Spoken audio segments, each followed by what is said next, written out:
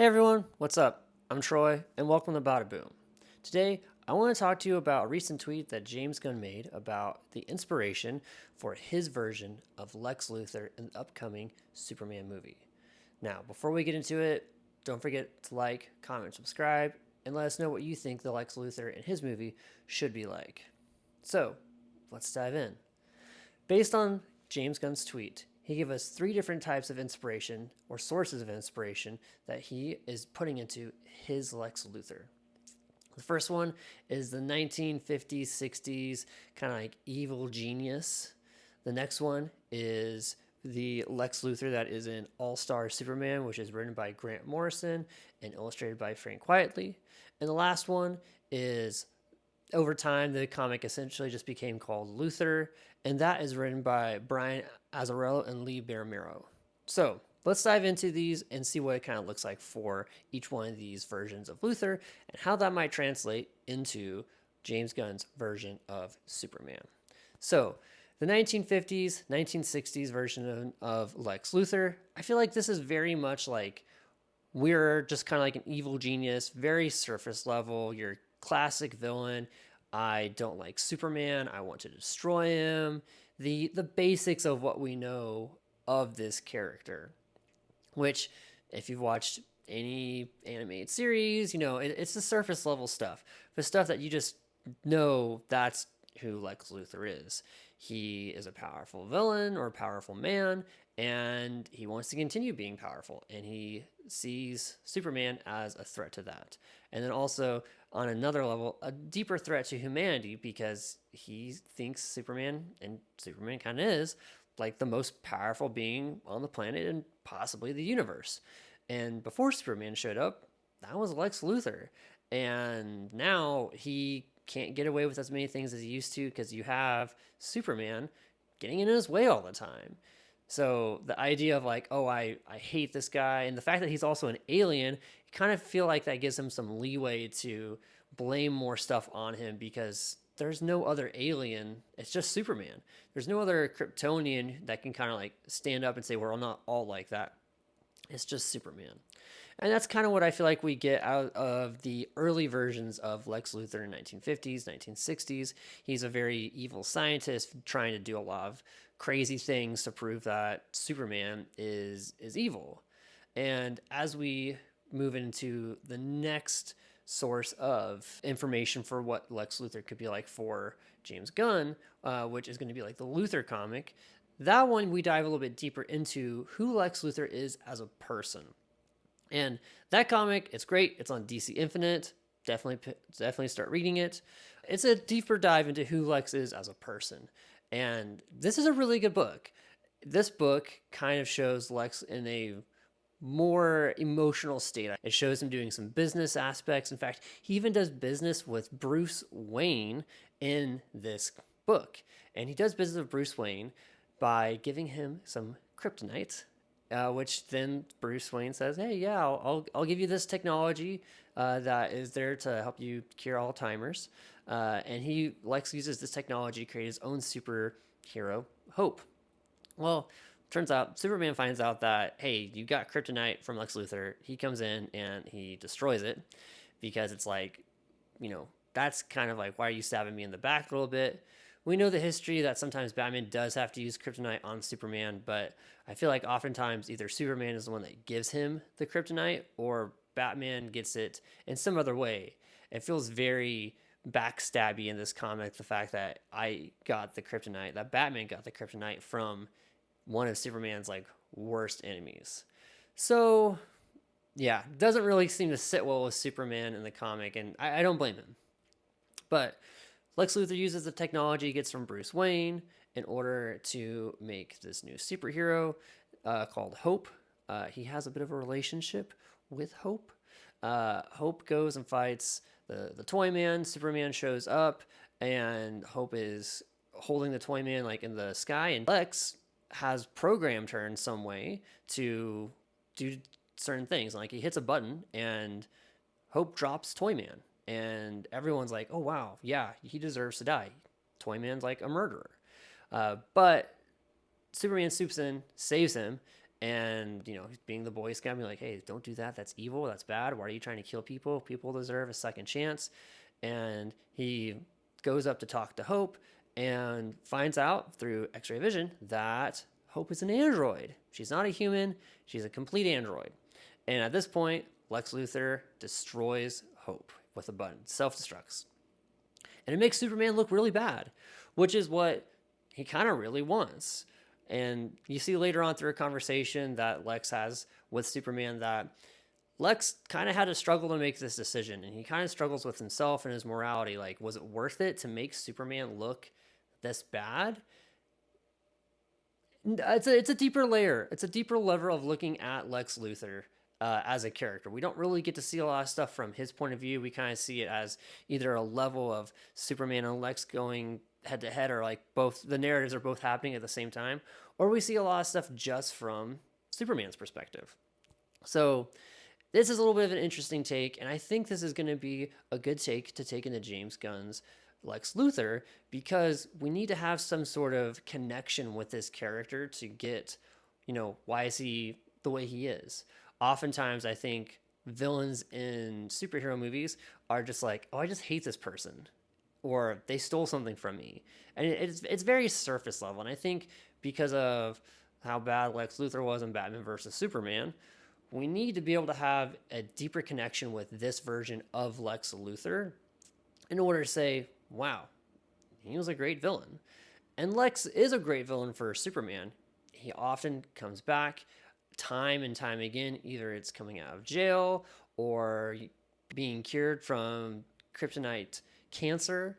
Lex Luthor seems almost like it's always a constant for Superman. He's rarely not a constant villain for Superman.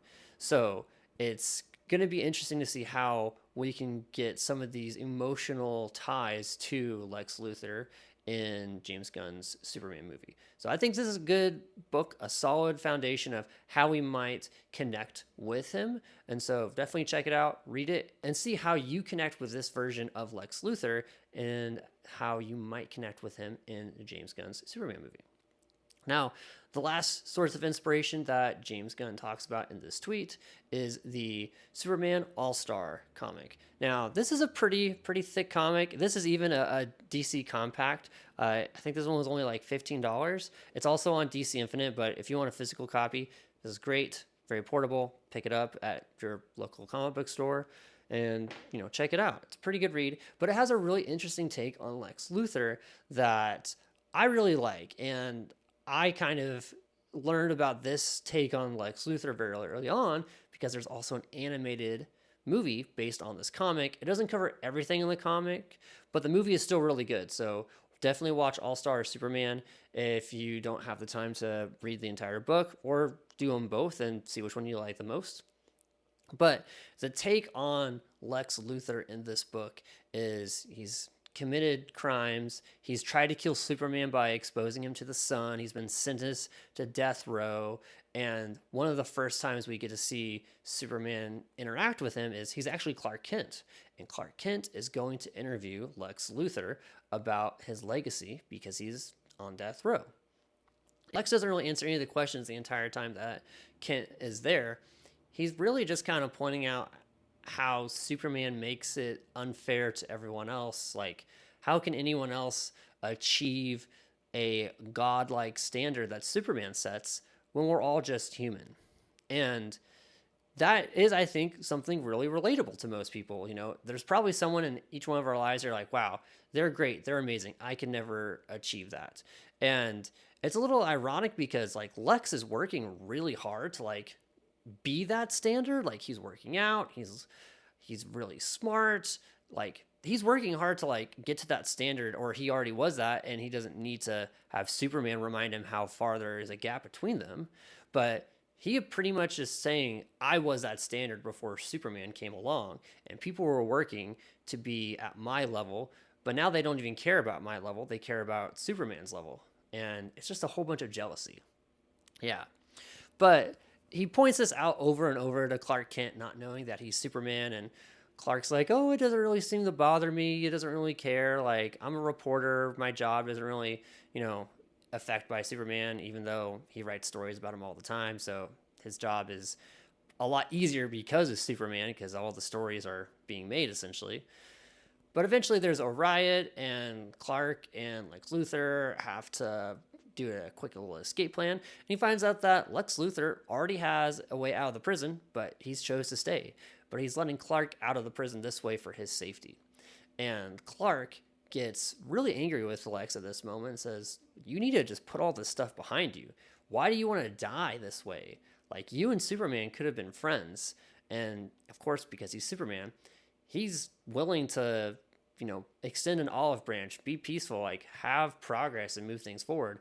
But because of the stubbornness of, I can never be as good as I used to be because there's always Superman. I can't do what I want to do because there's Superman always stopping me. The amount of hatred and jealousy in these pages is so clear. And this is what I think we really like Lex Luthor about, is because he's just the number one hater for Superman. And he's a top hater in all of the DC universe. In Justice League Unlimited, he says he just spends like $5 million, which is probably close to $30 million today, on a fake presidential campaign to piss Superman off. So he's obviously like the biggest hater of Superman. But he's not going to stop. And even though Clark tells him, "Hey, I want you to stop. We could be friends," or "Superman, you could be friends," he's happy with his choices, and he's like, "I got to kill Superman by exposing him to all this sun radiation. I'm totally fine with the choices I've made. I've achieved my lifetime goal."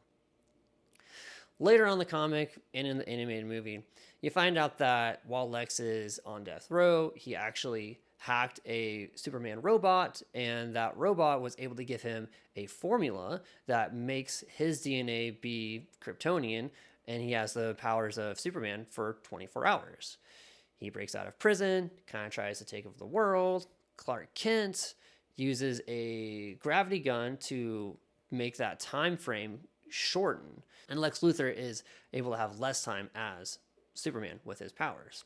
Towards the end of his time of having these powers, he kind of has an epiphany of like, wow, like Superman's crazy powerful. Like, yeah, he knows Superman's crazy powerful, but he can see the atoms and the molecules and how the entire world works, and it like kind of blows Lex Luthor's mind, because it's like he could crush us or like split an atom so easily, and he doesn't. So Lex is kind of humbled in this moment, but he also still thinks he's won and that he's going to keep the powers while Superman's going to die. He even says, "I worked it out perfectly. The timing is perfect." But eventually, because of the gravity gun, his powers run out, and Superman's still alive to make sure that Lex is no longer super powerful. And we see Superman fly up into the sun and die. Very sad ending. I don't think that's going to be the ending for James Gunn's Superman. But for Lex Luthor, I think this is a really good 3 sources of inspiration for the character that we're going to be seeing.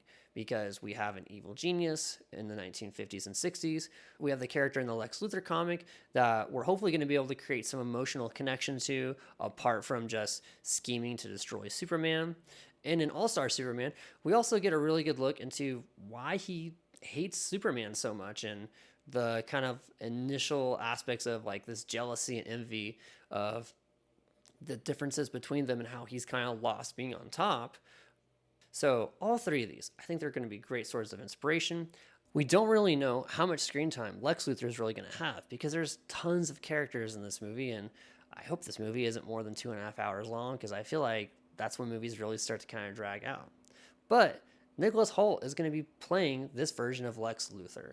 And at first, I really didn't think he was going to be the best cast. But over time, and after reading and refreshing on the sources of inspiration, I think we've got a really good cast for Lex Luthor. And I hope we see him in other projects, either shows or movies after this. Because from reading these 3 sources of inspiration, there's a lot that we can do with Lex Luthor, and there's a lot that he does do in the comics and the entire DC universe. Whether it's with Superman or with other villains, Lex does a lot. So I think he's going to do great. I think these sources of inspiration are really going to bring a strong Lex Luthor character to the screen, one that we're going to really love and want to see more of. But what do you guys think? Do you think this is going to be a character that is going to stick with us? Do you think the casting is spot on? And what do you think about the sources of inspiration? Have you read these comics, watched the Superman All-Star animated movie? Let us know in the comments below what you think. And with that, bada boom.